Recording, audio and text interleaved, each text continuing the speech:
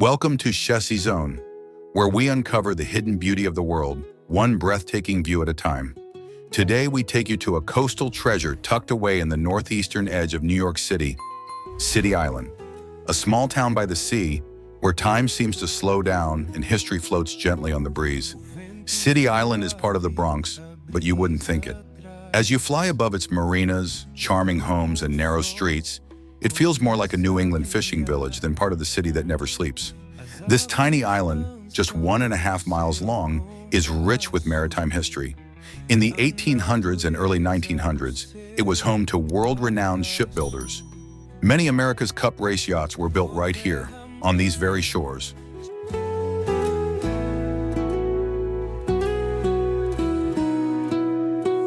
O vento suave, a brisa traz.